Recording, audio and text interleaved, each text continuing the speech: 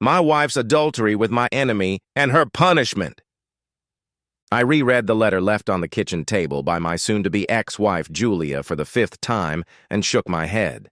She had left me that letter the day after that fateful meeting where she had publicly humiliated me and shunted me off to that asshole Jules Connor. After that meeting, she and I rarely saw each other for several reasons. First, she decided she needed a couple more dates with Connor, despite my warnings. 2, we both work. But the most important reason is that for a little over a week, she was in the hospital. She was taken there one day after she collapsed at work. They did everything they could, but still couldn't figure out what was going on with her. I had already seen her symptoms and offered my options to the hospital staff, but they rejected my suggestions. After all, I only work as a biomedical researcher, so they kept running tests and racking their brains. By the time they realized that Michael Conroy, that's me, by the way, had figured something out, it was too late, and Julia's body was too badly damaged. Her body was beginning to shut down, and there was nothing they could do but try to keep her comfortable. On one hand, I hated to see what was happening to her, but on the other hand, I was glad she wasn't home. At least my nostrils wouldn't be constantly breathing in the stench of her cheating. I picked up the letter Julie had left me and scanned it once more. I needed to answer her, and I needed to do it as soon as possible. She often wrote me long, ardent letters, and I always enjoyed reading her messages. Her careful, flowery handwriting was a pleasure, and her letters always delighted me. But this letter, not so much. For one thing, she had so many things mixed up on that fateful night. That didn't surprise me, though, given the way things happened. I grabbed another cup of coffee, sat down at my desk with pen and paper, and started writing. Julia, I received and read your letter of December 1st, and I must say that I am very disappointed in you, for many reasons. Let me begin by saying that I was happy and proud to call you my wife. After all, I was married to a gorgeous woman with a body that can only be described as a walking dream. Yes, you were a little wild that night, but honestly, I didn't mind at that moment. I loved looking at you, admiring your curves, and yes, I'll admit it, I loved it when the rest of the world knew you were my woman. Better yet, I knew I was the man to take you home, undress you, and make love to you. I will never forget what we had and what we shared for 5 wonderful years, 2 of which we were husband and wife. During that time, you were the most loving, caring, supportive, and yes, loyal woman I have ever known in my entire life. You were the reason for my existence. I guess I felt I had a right to be proud of you. A wonderful wife, a nice home, a great job, accolades from co-workers. I had it all, and I just wanted to show it off a little bit. You're right. Jules Connor was the biggest bully I knew. And yes, he bullied me mercilessly since 4th grade. That's why I took up martial arts my senior year of high school. I continued practicing them even while serving in the Army as a medic. I actually could have wiped the floor with Jules, but unfortunately, a few of his friends, among them local police officers, were around to prevent that from happening. But if he had jumped me, things might have ended differently and we wouldn't be in this situation. I saw how you reacted to his taunts, and I noticed how you flirted back. I also saw how red your skin turned when he started to act out on you. I watched you dance and realized something was wrong. Before you walked out the door with him, I tried to change your mind. You claimed in your letter that I didn't say anything, but that's a lie, and you know it. Maybe you just chose to ignore me. The truth is, I warned you that if you went with him, you'd regret it for the rest of your life. You mocked me by explicitly stating that it was your body and you would do what you wanted. Yes, you chose him over me that night. And to paraphrase an old movie, you chose badly. I'm sure you realize that now. I wondered what could have made you act the way you did that night. I'd never seen that kind of behavior from you before, and I wondered if old Jules had managed to invent some kind of cheater ray to use against you. Before we left, I managed to get a couple of glasses you were drinking from. As you remember, those glasses contained the drinks that Jules and his friends brought you. I checked them out, and you know what? They were laced with all kinds of drugs, ecstasy, whatever. Right, Jules and his buddies drugged you that night, and I suspect he drugged you the next time you saw him. But that doesn't matter, because the real damage was done the first time he had sex with you. Let me explain. You see, after high school, Jules and I were in the same unit in the Army. Yeah, he tried to abuse me there too, and even took a swing at me once, much to his dismay. After I kicked his stupid face off the concrete sidewalk like a basketball a couple of times, he left me alone, but we never got along. Our unit was sent on a mission to deliver humanitarian aid to a third-world island nation hit by a hurricane. I, as a medic, tended to the wounded, while Jules' unit delivered supplies to various points on the island. One day, Jules went to the infirmary complaining of pain in his groin, especially when urinating. It didn't take a highly trained medic to realize that he had contracted a disease transmitted by lovemaking. I took all the tests and cultures and gave him the usual treatment, which included a warning to abstain from sex. The tests came back positive, but the doctor and I were stunned to see that the STD he had contracted was completely unlike any we had seen before. It was more aggressive and resistant to conventional treatment. Under the microscope, it looked like a standard strain of gonorrhea, but it was completely different. Jules continued to suffer from several symptoms: headache, fever, groin pain, discharge, delirium, joint pain, and little else. Very similar to some of your symptoms. It wasn't pretty. He almost died a couple times. I stayed with him and did everything I could to ease his suffering. In essence, I saved his life. We prescribed everything we could to treat the symptoms. Eventually, the symptoms went away. But subsequent tests showed that the bacteria that caused the infection was still inside him. It had simply gone dormant. The doctor developed a complex set of prescriptions and instructions, and Jules was sent back to the States, where he was to be under constant surveillance by the Centers for Disease Control and Prevention. However, before he was put on the transport plane that was to take him away, he explicitly told me that he would take revenge on me for ruining his military career. In short, he blamed me for his poor judgment and actions. I believe that what he did to you that night and subsequent nights was the result of that threat. I never heard from Jules after that. I finished my military service, went to college where I met you, and the rest, as they say, is history. So yes, I was stunned when I saw him at the reunion. I was even more stunned when I saw your reaction to him. Yes, I was heartbroken when I saw him having sex with you. And to make matters worse, there was nothing I could do about it. His buddies, a couple of whom were armed at the time, took care of it. I didn't just keep quiet and take no action while he fiddled with you.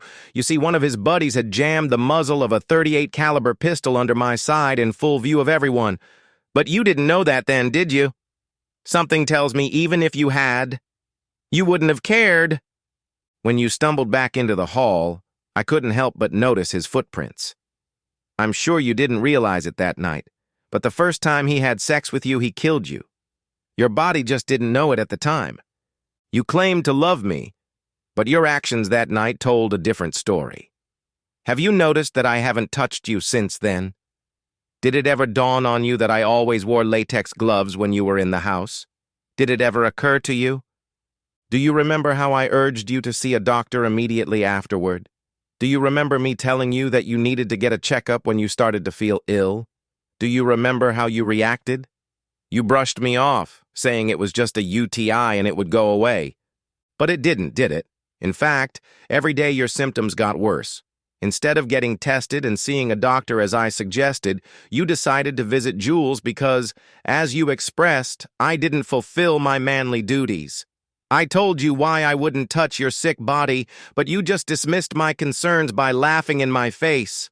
I get the impression you're not laughing right now, are you? Remember when you asked me if I was going to file for divorce? I said I wasn't. You laughed and said it was because I was a beta wimp and a cuckold, as Jules said. The truth is, I knew it. You wouldn't live to see the divorce become final. And I was right, wasn't I? So tell me, dear wife, was sex with Jules worth what you're going through right now? I bet you wish you'd listened to me at the reunion. Who knows, if you had, we'd be working on our family right now. But that's not gonna happen, is it? As for Jules, you should know that he and his buddies are in custody right now. I'm sure Jules didn't tell you he contracted a life-threatening STD when he had sex with you, did he? Turns out that's against the law in this state. But don't worry. He'll be facing even more serious charges soon. So I hope your meeting with Jules was worth it. I'm sure you can honestly say it was the most expensive sex of your relatively short life. And don't worry about me. There are quite a few lovely women who have already shown interest in a widowed man. I've practiced, and I'm sure I can handle the role of grieving spouse. Say goodbye and enjoy what is left of your life. Your future widowed husband, Michael. P.S. I have already taken care of your final arrangements, so you have nothing to worry about. After the autopsy, your body will be turned over to science. After all, it would be a shame not to learn all we can about the effects of the venereal disease Jules passed on to you. When the research is complete, your remains will be cremated and given to your parents if they wish. I just think you have a right to know. And yes, your parents know the whole story, and they agree with my opinion that this is the best option. They're not very happy about it, but they understood when I told them the whole story. And before I forget, I took the liberty of giving your stuff away. Your parents said they wanted all the pictures I didn't want, so I gave them all away. Anything left over I intend to give to Goodwill, since I plan to remodel the house when you leave. I read and reread the letter.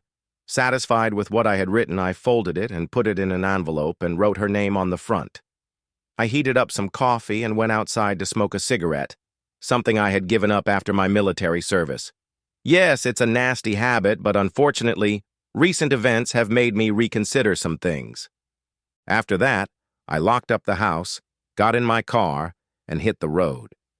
Once I reached my destination, I went inside and made my way to Julia's room, where I put on a mask, a pair of latex gloves, and a robe. She was lying on the bed, tubes and wires attached to her disease-ridden body. I looked at the nurse who was next to her. "What is her condition?" I asked. She shook her head. I realized what that meant. "How much longer does she have left?" "Not very much. A few hours, maybe a couple days, no more," she said sadly. "Her body is shutting down. There's not much time left." I nodded my head in understanding. "Next time she wakes up, give her this, please," I asked, holding out the envelope to her. She took it from me, probably figuring it was a letter declaring her love for Julia. "Of course," she said. "I'll take care of it personally. But you can stay here as long as you want." "Thank you," I said. She gathered up her notes and headed for the door. "Why don't you stay with her at least for a few minutes?" she said. "I'll be around the corner if you need anything." She was gone before I could say anything back. I had originally planned to just leave the letter and walk away, but I realized I needed to finish what I started. I looked back at Julia and saw that her eyes had opened. "Michael," she said weakly, "please." I lifted my hand to reassure her and held out the unopened letter to her. She took it in one bony hand and opened the envelope. I was struck by how much weight she had lost in such a short time. She pulled out the letter and read it, tears streaming down her face. Her hands were shaking as she read the letter, and I could see that my words had hurt her deeply. Good. I'm not usually known for being vindictive, but her betrayal at the reunion had brought me out. Tears flowed freely down her face when she finished. In a normal situation, I would have taken her in my arms and tried to comfort her. But not this time. Moreover, I stayed 6 feet away from her bed. "I'm so sorry," she whispered. "Please forgive me, Michael. I'm begging you." I thought for a moment, then shook my head. "I can't, Julia," I said. "The way you acted in cold blood is too much. I warned you, but you wouldn't listen to anything. Your attraction took over your brain. Now you're paying for it. And soon Jules will pay for his act too. "Don't you love me?" she cried. "Not anymore," I said, making her sob. "I used to love you once, but I don't know who or what you are anymore. Yes, Jules drugged you, but you should have listened to me. And that letter you left, it says a lot. You want to apologize? Look it up in the dictionary. Or try asking the God you worshipped when you were young. You won't get it from me." "You have no feelings for me at all?" she asked weakly through her sobs. "Yes," I said. "For the most part, I am disgusted." "Why are you being so mean to me?" she asked. "I'm dying here." "Really?" I replied. I looked over and saw a small hand mirror on the countertop. I picked it up and held it up to her face. "Take a good long look. Here's why. You killed me that day at the reunion. You might as well have put a gun to my head and pulled the trigger. And that last letter was the straw that broke the camel's back. It's on you, Julia. I'm sorry you're dying, but the truth is you made your choice. Now you have to deal with the consequences." And I set the mirror back on the countertop and headed for the door. When I reached it, I looked back, deciding this was the last time I'd see her alive. She was shaking, sobbing in her bed. "Goodbye, Julia," I said before walking out. In the hallway, I passed the nurse and saw her look at me angrily. Oh well, I got in my car and drove home. The next morning, my phone woke me up at 3:30. I looked up and saw that it was hospice. I guessed what had happened, but I answered the phone anyway. "Mr. Williams, this is Life Care Hospice," the woman said. "I'm calling to let you know that your wife passed away just a few minutes ago." "Thank you for letting me know that," I said. "I see that an autopsy has been scheduled and her body has been donated to science. Is that correct?" the woman asked. I could tell from her tone that she didn't approve of it. That was a shame. "Yes, that's correct," I said. "Good," she said. "Then we'll take care of the transportation. You can stop by any time to pick up her things." "Thank you," I said. "I also see in her notes that Detective Samuels from the Metropolitan Police Department should be notified of her death," she said. "That is correct," I said. "Very good, sir," she said. "I'm sorry for your loss, Mr. Williams." "I appreciate that," I said before we ended the conversation. I called her parents to let them know. They thanked me for informing them. Since her body would be donated to science, there would be no funeral. If her parents wanted to hold a memorial service, they could arrange it without my involvement. I had no desire to spend money on it, and I had no plans to attend a memorial service for her. Now she was out of my life forever. At least I could look at myself in the mirror and honestly say that I stayed true to our vows to the end, even if she didn't. The next day I came into work and my boss explicitly told me that I should take maternity leave and see a counselor to deal with my anger and grief. My boss, a very understanding and insightful woman, handed me a card with the counselor's name on it and made it clear that I would not be accepted at work until I made an appointment. I did everything one normally does after the loss of a loved one, took the death certificate to Julia's company, and made final arrangements. Everyone expressed their condolences, which I graciously accepted. As Julia's beneficiary, I was entitled to her 401k, which held about $25,000, and a life insurance policy that paid out 2.5 times her annual salary at the time of her death.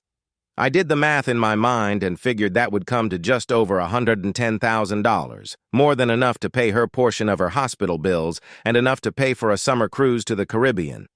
The autopsy report confirmed what I already knew, and Jules Connor was charged with premeditated murder under special circumstances. I testified at the trial, which didn't last long. Connor had already admitted that he had not told Julia about his venereal disease and knew the possible consequences of his actions. The jury quickly reached a guilty verdict. 2 weeks later, the judge sentenced Jules to death by lethal injection. His accomplices claimed they knew nothing about his venereal disease, but were nonetheless found guilty on lesser charges and sentenced to 5 years in state prison. The trial over, I went to a sports bar and celebrated. As I sipped my beer, I heard a familiar voice call my name.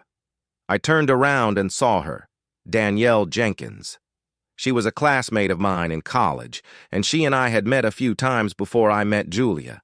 She was just as beautiful as I remembered. I invited her to join me, and we reminisced about old times. It turned out that she had married another of our classmates, Ronald Freese, and divorced him a year after she caught him cheating. We spent the rest of the evening consoling each other and agreed to go on a date that weekend. I don't know if it would work out, but after what I'd been through with Julia, I was more than willing to give it a try. Who knows, maybe Julia will join me on a cruise next summer. The end. Subscribe to my channel. Thank you.